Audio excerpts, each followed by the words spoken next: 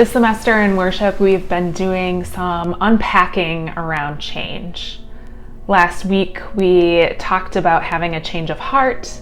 This week, we're talking about the kind of uncertainty that comes with change in our lives. And I think that we're realizing again and again that our plans are so very fragile. No one could have anticipated last March the reality of change that needed to happen within the last 6 months. No one could have anticipated that this semester we'd start spread apart, online and masked up. Yet here we are. We've adapted. We may not all be in the chapel worshiping together, but we're still worshiping. Despite our plans unraveling at the seam, the presence of God felt through each other, and our communities of support remain unchanged. There's a story from the Gospel of Matthew where the disciples are on a boat in the middle of a sea, and Jesus is still on the shore praying. And while the disciples are on this boat, all of a sudden a huge storm comes, and the boat is being tossed by the waves, and the disciples are freaking out. Now, Jesus on the shore notices that the disciples are freaking out and that there's this huge storm, and he starts walking towards them on the water. And then the disciples see him, and they're kind of tripping out. They think he's a ghost, but Jesus gets close to them and says, "Take heart. Do not be afraid. It is I." And here's the part that I think is important for us today. Peter answered Jesus, "Lord, if it is you, command me to come out to you on the water." Jesus said, "Come." So Peter got out on the boat, started walking on the water, and came toward Jesus. But when he noticed the strong wind, he became frightened, and beginning to sink, he cried out, "Lord, save me." Jesus immediately reached out his hand and caught him, saying to him, "You of little faith, why did you doubt?" When they got into the boat, the wind ceased, and those in the boat worshipped him, saying, "Truly, you are the Son of God."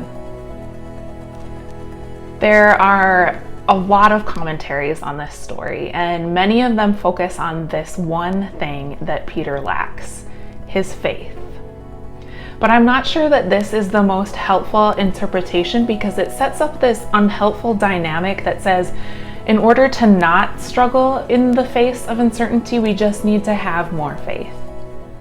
And well, that's kind of crappy news for us, because let me tell you, if St. Peter, the one whom the entire church is built on, if St. Peter doesn't have enough faith, then well, I'm royally screwed. Not good news.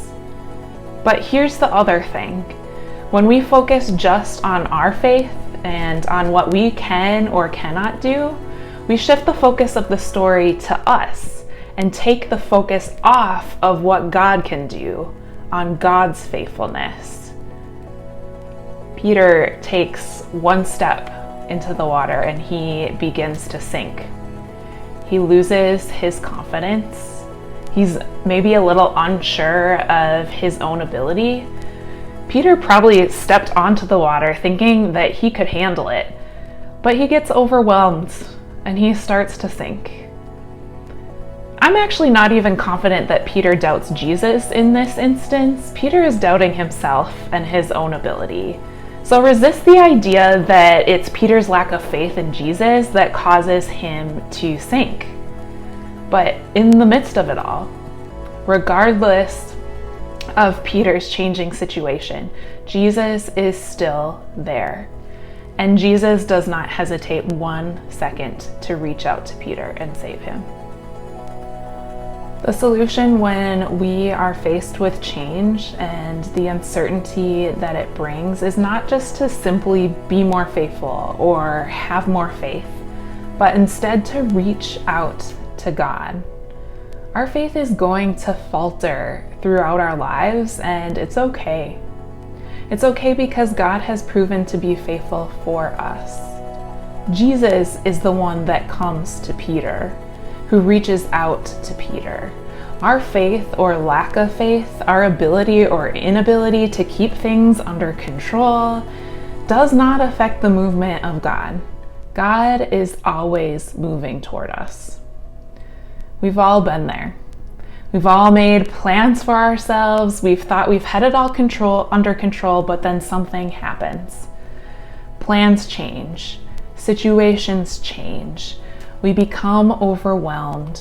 We start to feel like we're sinking. This is not a reflection of our self-worth. Shit happens. And wow, that is so true in the last 6 months of our lives. But the next time you feel like you are sinking in doubt and uncertainty, don't forget about God's outstretched hand. And I'm not talking about some divine intervention. Like, I don't think that we should be waiting for Jesus to walk through the doors of co-ed, although that would be awesome, and I'm not holding out hope for that to not happen, because that would be great. But what I'm saying is that God works through the support systems and people around us.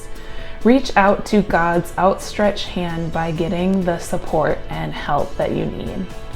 Whether that is meeting with your therapist, or talking with a chaplain, or going to see a tutor, or making an appointment with your advisor, or going for a walk in the arbor to reset your nervous system, or calling your mom, or FaceTiming your best friend, or eating a vegetable.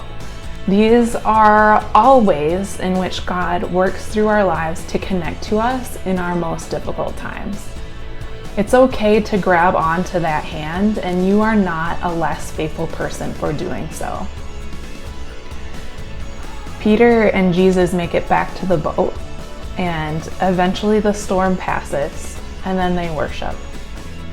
Whatever storm you might experience this semester or this year, it will pass. You'll recover. You'll adapt. You'll get back on the boat, and you'll once again have an opportunity for worship. Amen.